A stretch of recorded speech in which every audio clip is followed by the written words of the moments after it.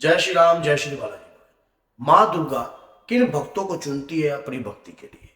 आज की वीडियो बहुत ही ज्यादा इंटरेस्टिंग है आपके लिए। आपके जीवन में एक नया मोड़ ला सकती है। आपके जीवन के अंदर जो है आपको खुशहाली से भर सकती है, क्योंकि कई बार हमारे जीवन में ये चीज रहती है कि क्या वाकई में माँ ने हमें चुना है, क्या वाकई में ही माँ चाहती है कि मैं उनकी भक्ति करूं या करूं।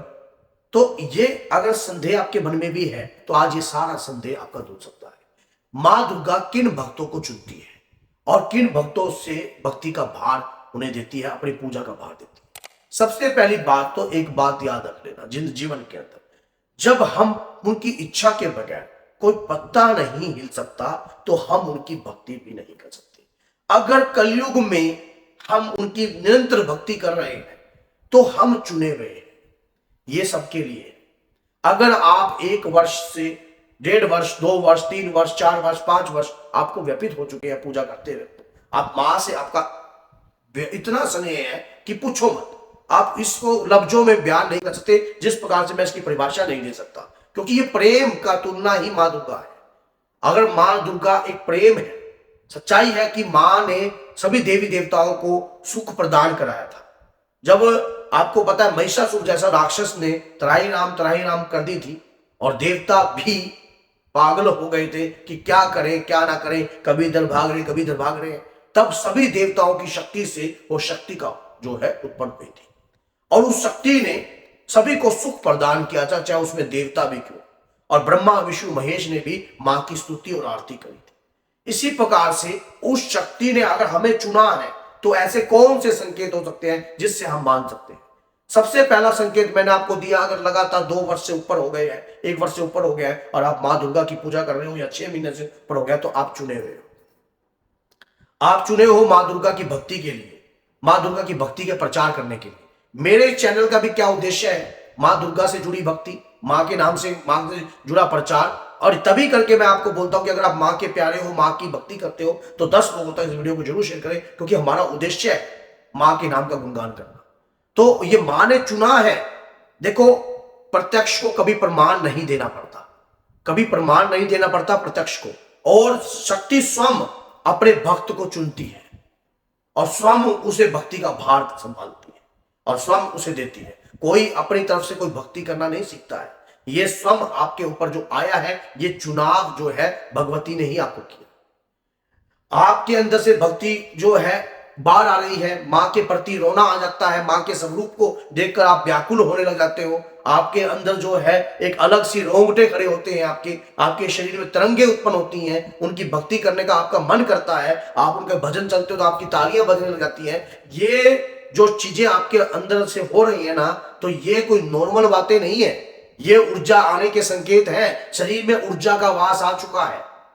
और कहते हैं कि कुछ भक्ति तो इस जन्म की है ये, लेकिन कुछ जन्मों की भक्ति भी हमारे, ये प्रसाद हमारे साथ चलता है। मान लीजिए एक आत्मा ने अपने जीवन के 40 साल मां दुर्गा के चरणों में अर्पण कर दिए और उसके बाद वो मां दुर्गा की शरण को, कहते हैं कि दुर्गा सप्तशती में इस बात का विशेष तौर पर उल्लेखन किया गया है कि जो मां की पूजा करता है मरण उपरांत उन्हीं के धाम को जाता है, उन्हीं के धाम को प्राप्त होता है। तो आप ये सोचिए कि जब मां की पूजा पाठ आप कर रहे हो, निरंतर उनकी भक्ति कर रहे हो, तो आपका जीवन भी वहीं जाएगा। और जो जिस जीवन में जिसकी भक्ति पूजा पाठ करते हैं उन्हीं के ही कृपा के पात्र बनते हैं।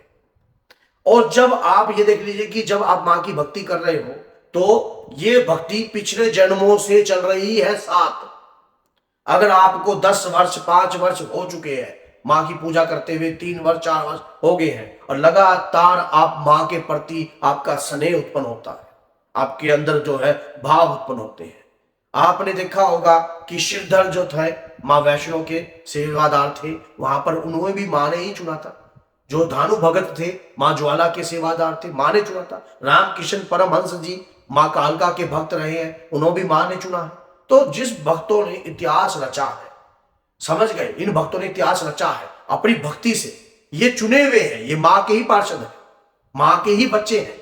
अगर आप अभी भक्ति पूजा पाठ कर रहे हो, मां के प्रति आपको रोना आता है, मां के प्रति व्याकुलता होती है, अंदर से प्रेम उभर के आता है, और ये व्याकुलता किसी जब तक शांत नहीं होती, जब तक आप उनके भजन कीर्तन और निरंतर उनकी पूजा पाठ, मानो इसे शांत करने की दवाई नहीं मिल रही है इनसे, ये अंदर से जो उमड़ के बाहर आ रहा है, ये भक्ति है, ये सच्चा प्रेम है। आपको मां से प्रेम हुआ है और आप चुने हुए हो।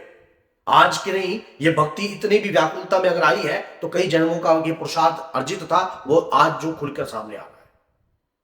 कई जन्मों से आपने अपने आप को भगवत मार्ग पर चलाया है, और आपने भगवती की पूजा करी है इस जन्म में भी और पिछले जन्मों में भी, तभी भगवती की कृपा आपको प्राप्त हो रही है।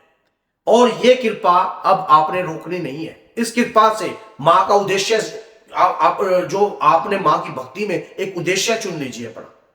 जैसे अगर आपके साथ जो मैंने ये संदेश, जो इंडिकेटर मैंने आपको बताए हैं, ये सच्चे वाले बताए हैं, कोई किताबी इंडिकेटर नहीं है, कोई इधर की वीडियो देख कर उधर की वीडियो देख के नहीं है। ये अंदर की व्याकुलता है, प्रेम की व्याकुलता है, इसकी परिभाषा नहीं दी जा सकती।